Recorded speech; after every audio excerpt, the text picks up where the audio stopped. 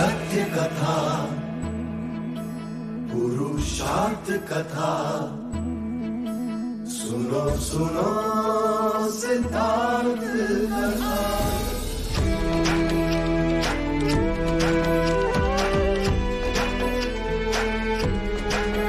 संसार में दुख का कारण क्या, संताप शोक का निवारण क्या। संसार में दुख का कारण क्या, संताप शोक का निवारण क्या। इस खोज में सब कुछ त्याग दिया, हर वैभव से वैराग लिया। वो सृष्टि से संयुक्त हुए, सिद्धार्थ से गौतम बुद्ध हुए।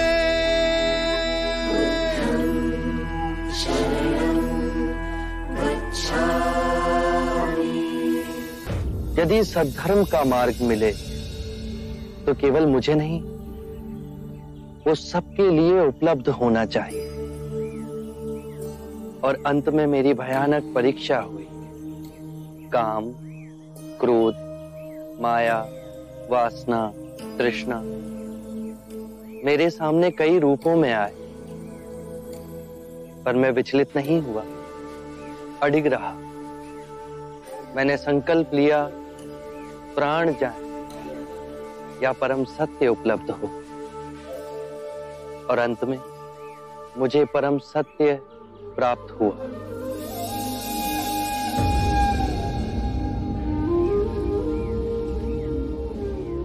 हे पुरुष बुद्ध, मुझे उस मार्ग पर पहला पग रखना तो सिखाओ। कारण और प्रभाव की सूक्ष्म और अदृश्य श्रृंखला से पूरी सृष्टि बंधी। यदि तुम अच्छे कृत्य करोगे तो ताल की लहरों की तरह जन्म जन्म उसकी तरंगे तुम्हारे जीवन को कंपित करेगी, तुम्हें बौद्धित्व तक पहुंचाएगी। उसी के विपरीत यदि तुम बुरे कृत्य करोगे तो उसकी बेड़ियां जन्मों तक तुम्हें बांधेगी और घसीटती जाएंगी।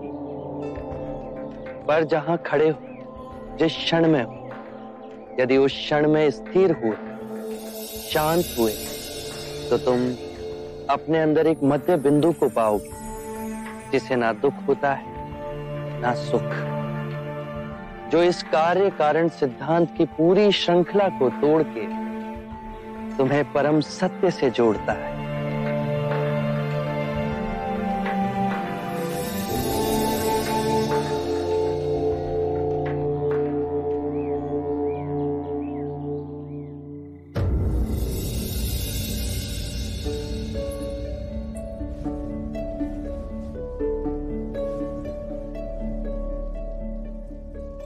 यशो, तुमने तो पूरे कक्ष में दीपावली मना रखी है। माँ, किसी के आगमन की खुशी में दीप प्रज्वलित किए जाते हैं ना। मेरे जीवन में दीपक कब प्रज्वलित होंगे माँ? यशो, तू क्यों धीरज खोती है? माँ, हम सब भी तो दीपक के समान हैं। एक विरह के शोक से छटपटाते पिता जो स्वयं जलकर दूसरों को प्रकाश दे रहे हैं। एक ममतामयी माँ जो अपने आंसू छुपाकर अपनी बहू के आंसू पोंछती है। और एक माँ जो स्वयं दिए की भांति जलकर अपने पुत्र की याद को सदा अपने मन में प्रज्वलित रखती है।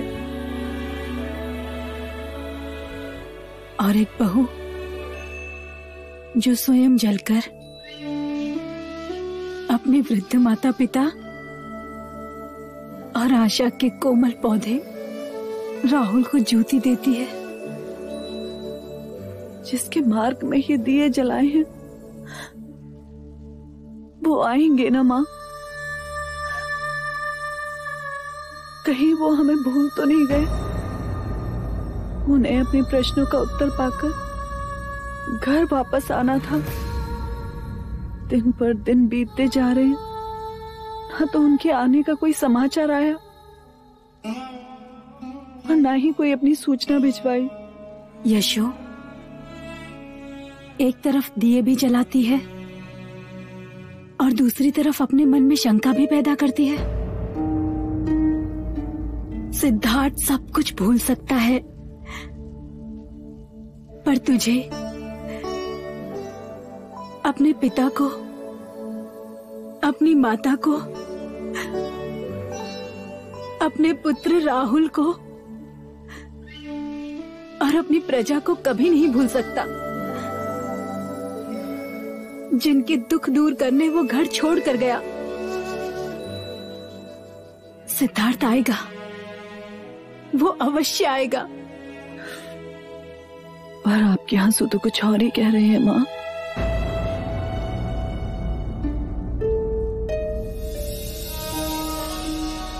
और कितनी प्रतीक्षा करूं माँ? कब तक दिए की भांति दिन रात जलती रहूं? कब तक इस कक्ष को यूं ही सजाती रहूं जिसका आधिपत्य मुझे भूल गया है? लौटता ही नहीं माँ।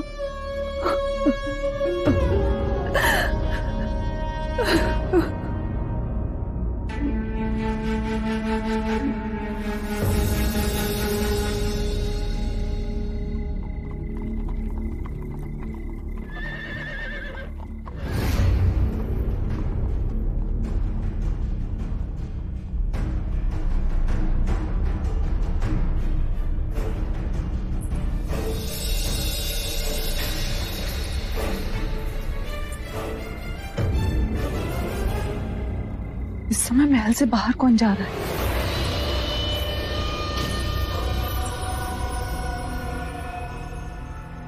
मेरे पुत्र का रूप तो अत्यंत मनमोहक है।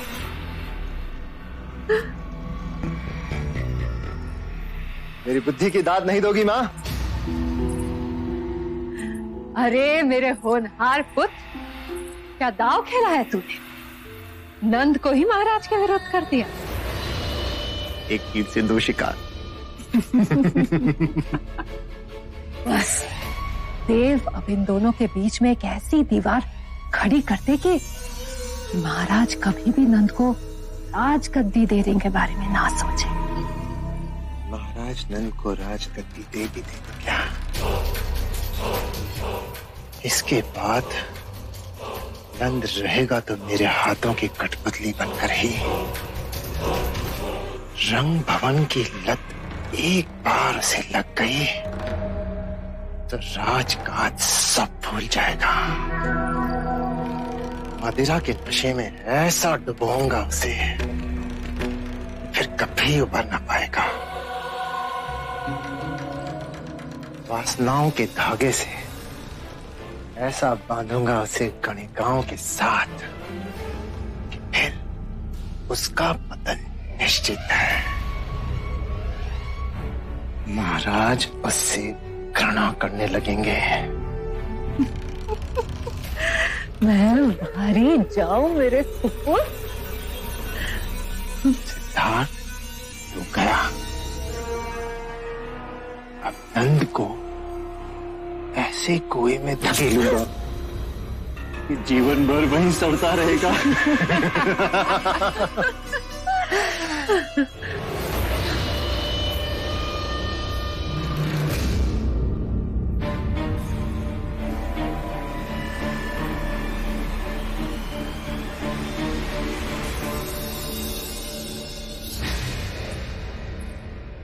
तुम दोनों बाहर जाओ।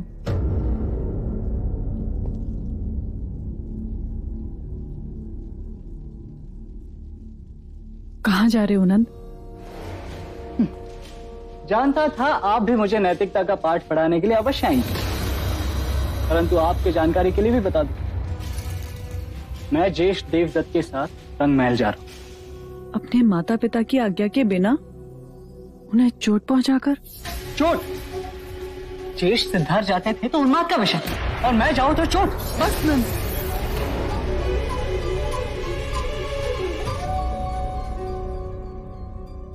किस मुंह से तुम अपने ज्येष्ठ से अपनी तुलना कर रहे हो? इतने से भी गुण है तुम्हारे अंदर, तुम्हारे ज्येष्ठ जैसे। इस दर्पण में देखो, ये आंखों में झांको और पूछो, उत्तर तुम्हें स्वयं मिल जाएगा। ठीक है, मान गया मैं उनके जितना उच्च नहीं। प्रश्न ऊंच नीच का नहीं है। तुम्हारे ज्येष्ठ को सन्यासी होने का विचार काफी कम उम्र में आया। क्या सपने में भी तुम्हें यह विचार आया? अपने माता पिता की मनोस्थिति को समझो,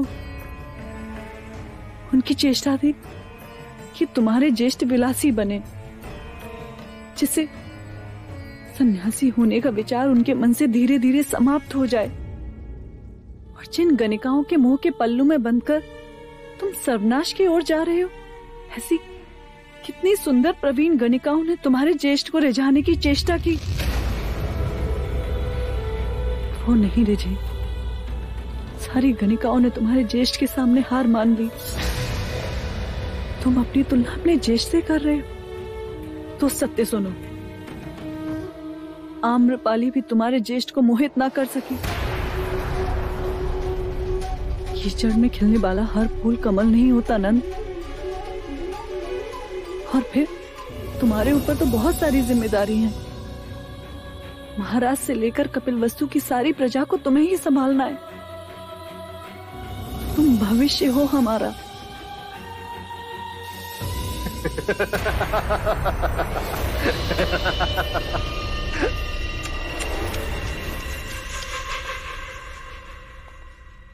अब इतना भारी बोझ भी नंद के कमजोर कंधों पे मत डालो कि उसे उठा भी न सके। और तुम तो इस बेचारे को ऐसे डरा रही हो जैसे इसने कोई बहुत बड़ा पाप किया हो। केवल एक व्यक्ति इस राजमहल का मुझे बताओ जो रंग भवन न गया।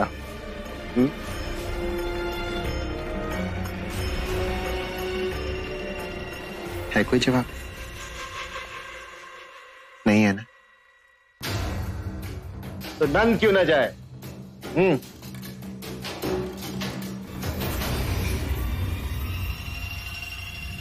कहीं ऐसा तो नहीं कि इसे भी तुम सन्यासी बनाना चाहती हो? चलो नंद। रुको नंद, ये तुम्हारा अहित चाहते हैं। इसे अपने पल्लू से न बांधो यशो, इसे तो जीवन का रस पीने दो। मैं रथ के पास तुम्हारी प्रतीक्षा कर रहा हूं नंद।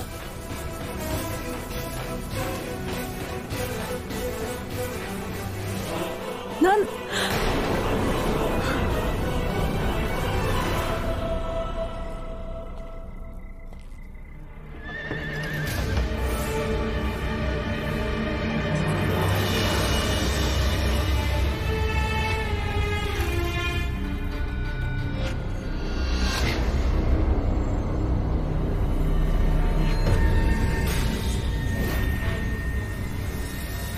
अपने जीवन के निर्णय दूसरों को न लेने दो। बड़े हो गए हो तुम, अब अच्छे बुरे की समझ तुम्हें स्वयं आ गई है। चलो। सत्य कहा आपने ज्येष्ठ, मैं अपना भला बुरा समझने योग्य अवश्य हो गया। आप जाइए, मैं नहीं जाऊंगा।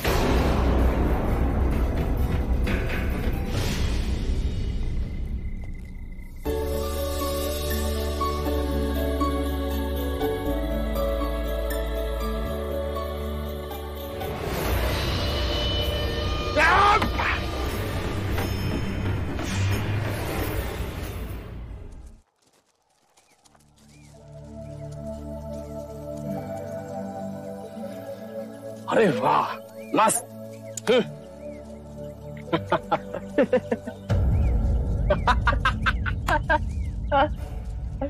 देख, ओम भगवती भिक्षाम देहि। हट्टे कट्टे हैं, नौजवान है, फिर भी कटोरा उठाकर भीख मांगते फिरते हैं, शर्म भी नहीं आती इन्हें। अरे भाई, बगैर पसीना भाई मुफ्त की रोटियां तो तोड़ेंगे। अरे ये बुद्धा मनुष्य का कल्याण क्या करेगा जो अपनी पत्नी को विधवा छोड़ घर से चला आया है। ये तो पूरे समाज को निर्वंश बना देंगे। चले जाओ यहाँ से, वापस आने का साहस भी ना करना, जाओ।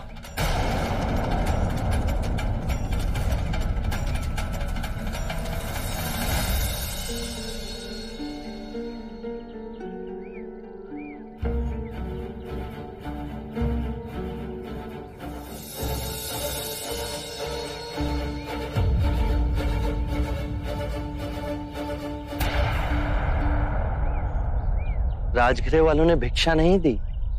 गुरुवर, हम यहाँ से किसी और स्थान पर नहीं जा सकते? अवश्य जा सकते, पर जो तुम्हें यहाँ अशांत कर रहा है वो किसी दूसरे स्थान पर भी अशांत करेगा। नहीं गुरुवर, यहाँ के लोग हमारा अपमान करते हैं, हमारा उपहास करते हैं, ताने मारते हैं, और तुम्हें क्रोध आता है। यदि यही लोग तुम्हारे पथ पर फूलों की पंखुड़ियां बिछाएंगे तो तुम्हें प्रसन्नता होगी। अर्थात तुमने अपनी शांति की कुंजी को दूसरों के हाथों में सौंप दी है। बाहर की बात तुम्हें विचलित भी कर सकती है और तुम्हें प्रसन्न भी कर सकती है।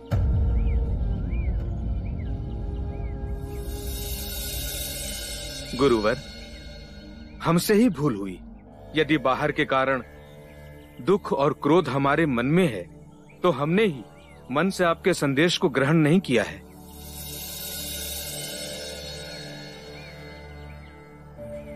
मन में यदि प्रतिशोध का भाव आया तो ये समझना कि तुम अभी परम सत्य से बहुत दूर हो।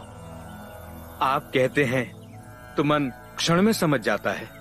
एक बात हमेशा याद रखना कि कोई भी नई बात लोग आसानी से ग्रहण नहीं करते। तुम उनकी सदियों पुरानी धारणाओं को तोड़ रहे हो।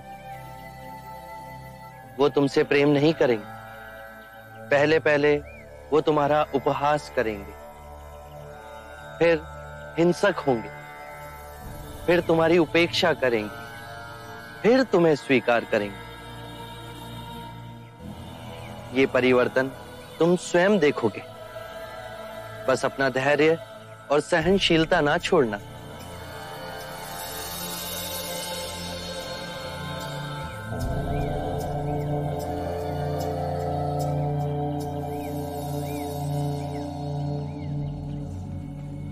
प्रणाम गुरुदेव।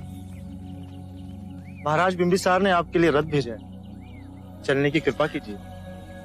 धन्यवाद, परंतु आप महाराज से कह दीजिएगा कि मैं अपने भिक्षुओं के साथ राजमहल चलकर आ रहा हूं।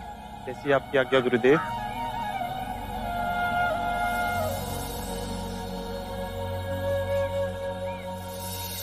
मेरा बच्चा, मेरा बच्चा।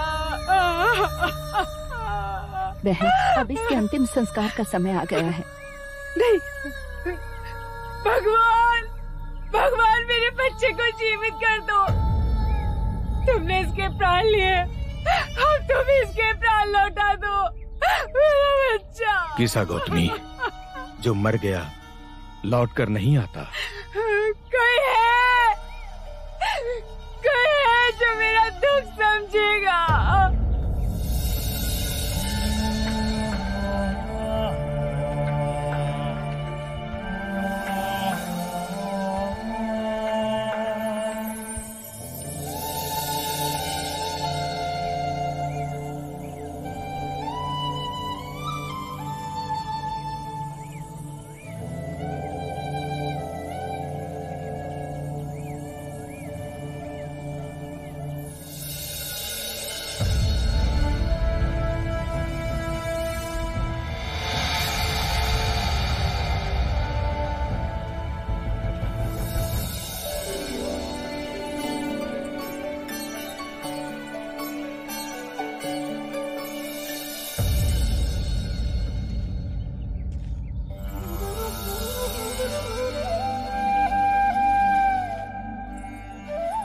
महारानी, बुद्ध आ गए हैं।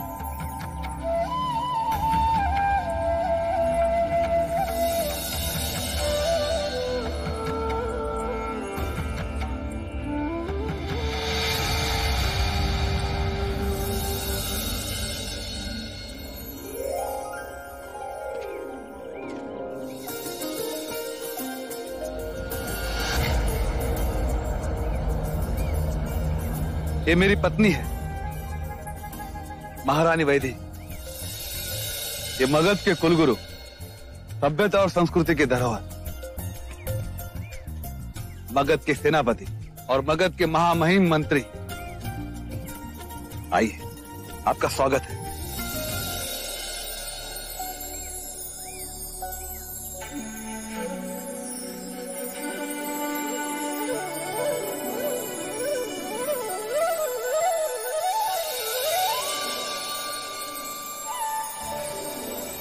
क्या भोजन हेतु आसन ग्रहण करें? आसन ग्रहण करें।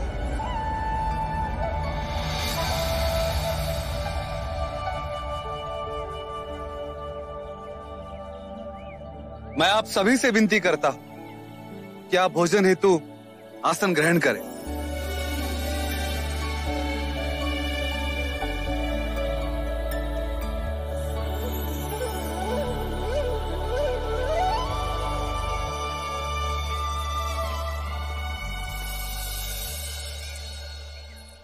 सेनापति, युवराज अजातशत्रु कहाँ है? वो प्रशिक्षण क्षेत्र में शस्त्रों से अभ्यास कर रहे। क्या उन्हें किसी ने सूचना नहीं दी कि आज स्वयं बुद्ध यहाँ पधारने वाले हैं? उन्हें ज्ञात है महाराज। आपने भी उन्हें सूचित नहीं किया? पर मैंने तो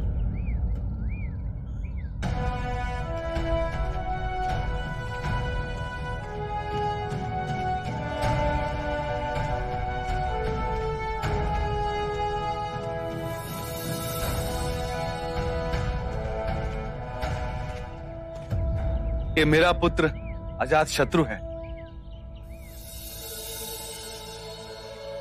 आशीर्वाद दो।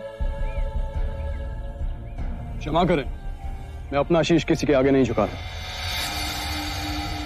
ये बहुत अच्छी बात है। किसी के दबाव से शीश झुके, ये बुरा है। कहने का अर्थ है, जब तक मन में सम्मान ना हो तो किसी के आगे शीश झुकाना। परेशान ना हो, मैं समझ गया। फिर कोई विशेष उपलब्धि भी तो होनी चाहिए। शस्त्र विद्या में निपुण हूं। कभी अपने हाथ से तलवार बनाई है? मैं युवराज हूं, मैं तलवार क्यों बनाऊं?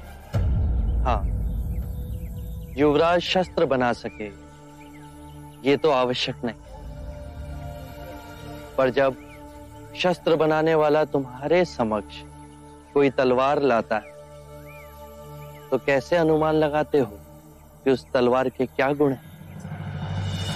उसकी धार को देखकर, उसे चला उसकी चपलता माप कर। अर्थात किसी भी बात का परीक्षण किए बिना तुम नहीं मानते? जी। यदि धूप खिली हो तो उसकी ऊष्मा कैसे नापते हो? कहना कठिन है। सरल है, बहुत सरल। जिसे जितनी धूप की आवश्यकता होती है वो अपने स्वभाव के अनुसार उसे ग्रहण कर लेता है। घास का तिनका अपने अनुसार, सूरजमुखी अपने अनुसार और ताड़ का वृक्ष अपने अनुसार। ताड़ का वृक्ष तो ऊपर और ऊपर उठता है सूर्य की किरण को पाने के लिए। तुमने एकदम सही पहचाना। इतना शक्तिशाली, इतना विशाल ताड़ का वृक्ष ऊपर की ओर ही उठता है, अर्थात ऊपर उठना प्रकृति का नियम है।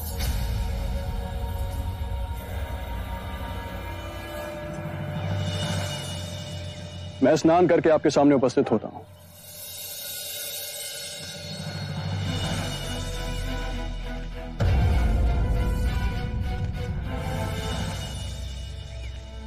ना समझ है उसकी ओर से मैं आपसे क्षमा मांगता हूं। इसकी निर्भीक बातों ने मुझे प्रभावित किया।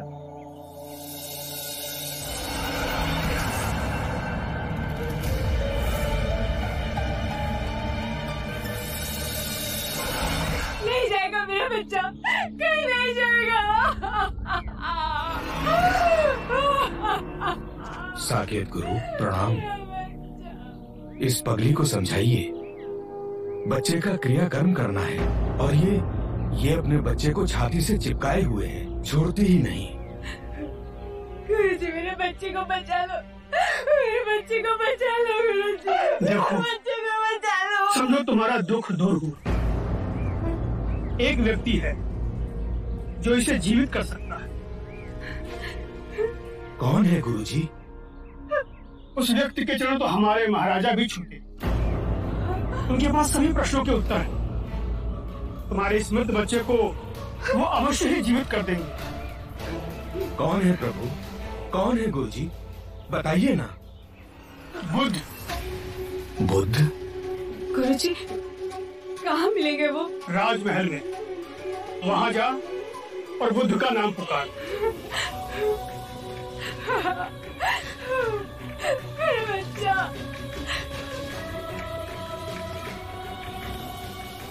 अगर सच में वो पहुंचे हुए महात्मा है तो गौतमी के बच्चे को अवश्य जीवित कर देंगे।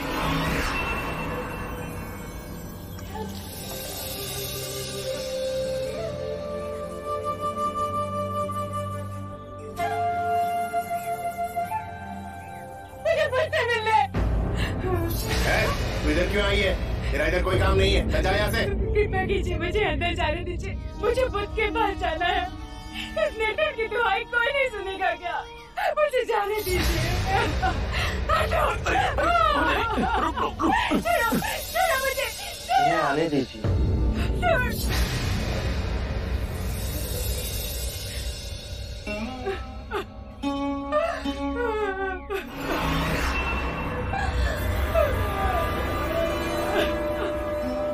मैं बहुत आशा लेके आई हूँ आपके पास। प्रभु प्रभु मेरे बच्चे को जीवित कर दीजिए, मेरे बच्चे को लौटा दीजिए प्रभु। इस निर्धन की पीड़ा का निवारण कर दीजिए, मेरे बच्चे को लौटा दीजिए प्रभु।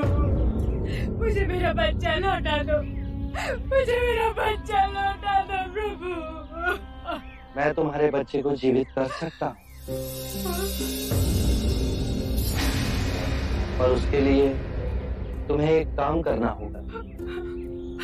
किसी भी एक घर से एक मुट्ठी सरसों के दाने लाने होंगे। हाँ प्रभु, मैं तुरंत लेके आऊंगी। पर एक बात ध्यान रहे, ये सरसों के दाने केवल उसी घर से लाना जिस घर में कभी किसी की मृत्यु नहीं हुई हो। हाँ प्रभु। मेरा बच्चा।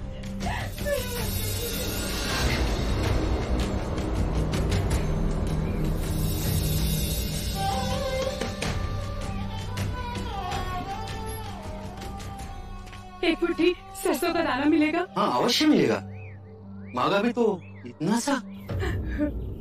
परंतु एक बात बताइए, आपके यहाँ किसी की मृत्यु तो नहीं हुई ना? बहन क्या बताओ, 6 माह पूर्व मेरे माता और पिता दोनों मृत्यु को प्राप्त हो गए।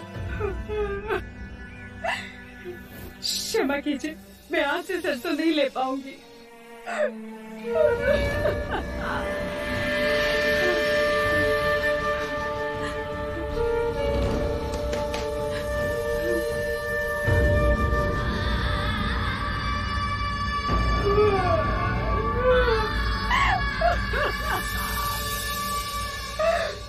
मेरी पत्नी का देहांत हो, मेरा युवा पुत्र मर गया, मेरा पुत्र मेरी बहू दोनों मर गए, मेरी बीवी, मेरा बच्चा सब बाढ़ में बह गए।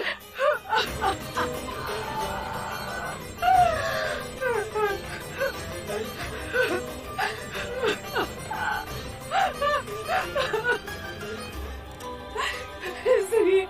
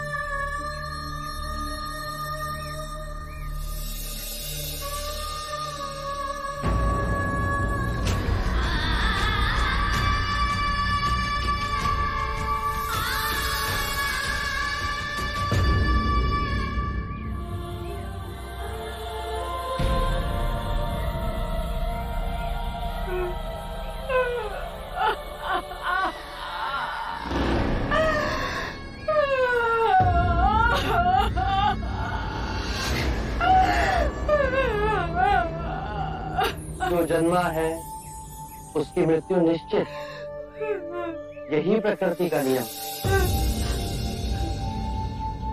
चाहे युवा हो या वृद्ध, या ज्ञानी हो या अज्ञानी, मृत्यु सभी को आनी।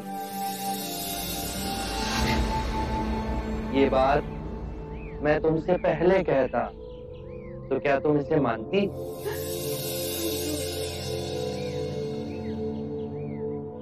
चंद्रमा हर रात्रि आकाश में यही परम सत्य दर्शाता है। पहले वो खिलता है, फिर उगता है और पूर्णिमा को पूर्ण गोलाकार आकार लेता है, और अमावस्या को वो लुप्त हो जाता है। परंतु वो लुप्त नहीं हुआ, वो केवल अप्रगट हुआ। तुम्हारा पुत्र अभी जीवित, परंतु तुम्हारे अंतर में। हाँ, उसकी अटखेलियां, उसका बालपन। तुम शांत हुई तो समझ सके। परम सत्य ये है कि जब तक सृष्टि रहेगी, दुख मनुष्य के साथ छाया की तरह चलेगा। इस दुख का कारण है वस्तु से स्वयं को बांधना, ये जानते हुए कि वस्तु क्षणभंगुर है। प्रभु, प्रभु इससे मुक्ति कैसे पाए? मुक्ति के लिए विवेक जगाना आवश्यक है। जो आए, चाहे दुख की सूचना या आनंद की परछाई, स्वयं को इन दोनों के बीच स्थिर करो। इस मार्ग पर चल दुख के बंधन टूटेंगे और परम सत्य की उपलब्धि होगी। और जब तुम्हारे अंतर में ये चेतना जागेगी तो तुम पाओगे कि जन्म मरण, मिलन वियोग दो नहीं, एक ही है।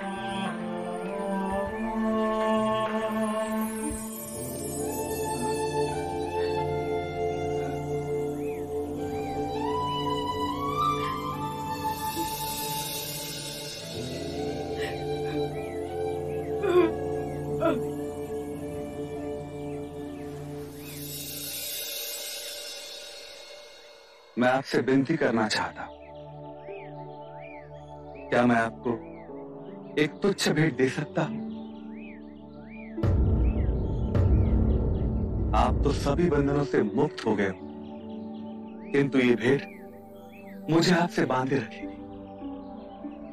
मगध के मुख्य द्वार के पास बांस का कुंज है, वेलुवन उसका नाम। मुझ पर उपकार करके इसे आप ग्रहण करें।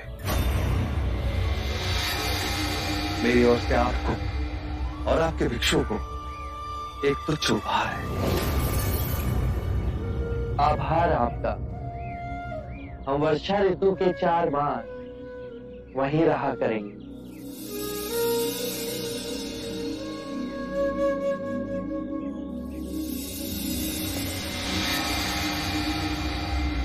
हे अजय, हे अभय, मृत्यु को परास्त करने वाले, मेरी ओर से यह तुच्छ भेंट स्वीकार करें।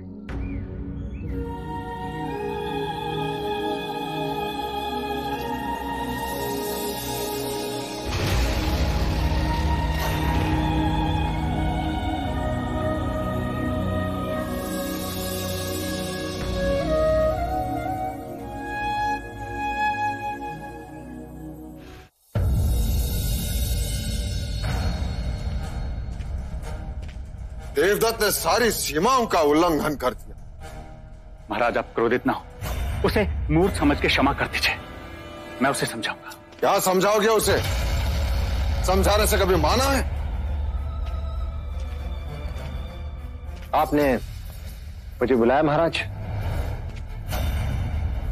तुमने तो लाज लज्जा सब छोड़ दी है देवदत्त। मैंने? महाराज, उस रात तुम्हारा अनुकरण कर नंद मदिरा में धुत था। बेहोश मनुष्य से बात करना मूर्खता है, इसलिए मैं चुप बैठा। एक बार तुम भी मदिरा के आवेश पे हमारे सामने अशिष्टता कर चुके हो देवदत्त, और तब भी तुमने सिद्धार्थ का नाम लिया। तब भी मैंने तुम्हें बुद्धिहीन समझकर क्षमा कर दिया था। पर महाराज, मैं मेरी बात ध्यान से सुनो।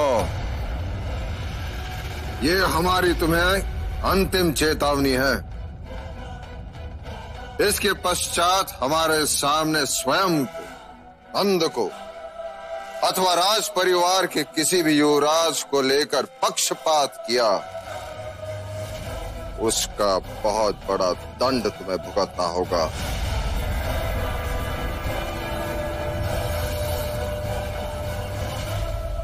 मैं समझता हूँ महाराज। कुछ नहीं समझते तुम। मेरे मना करने पर उस रात नंद को उकसाकर तुम रंग भवन ले जा रहे थे। मैं नंद को नहीं लेके गया महाराज, वो केवल नंद का आग्रह था। तुम ज्येष्ठ हो।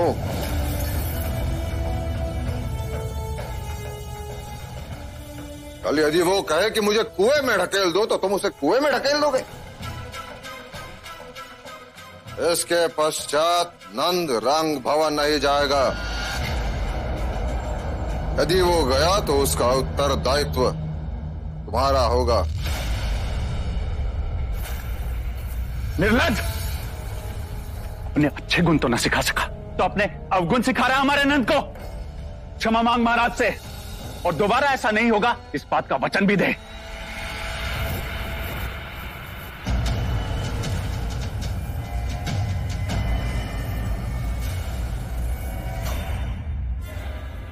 ऐसे नहीं, चरणों में गिर के क्षमा मांग, क्षमा मांग।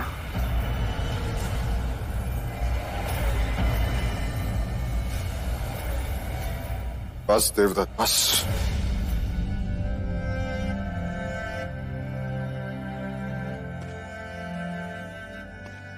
देवदत्त, तुम ज्येष्ठ हो, हमारे सबसे प्रिय हो। तुम बार बार वही गलती दोहराते हो, उससे बड़ी पीड़ा होती है। मैं ना समझू महाराज, आपकी क्षमा का पात्र भी नहीं। तुम मेरे पुत्र हो, मेरा सहारा हो। दोबारा ऐसी गलती मत करना।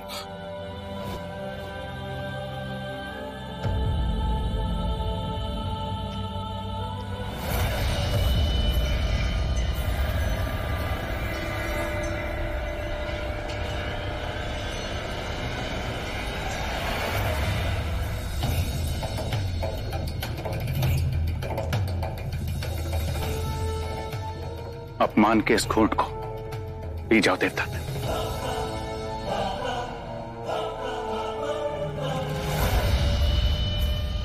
नहीं,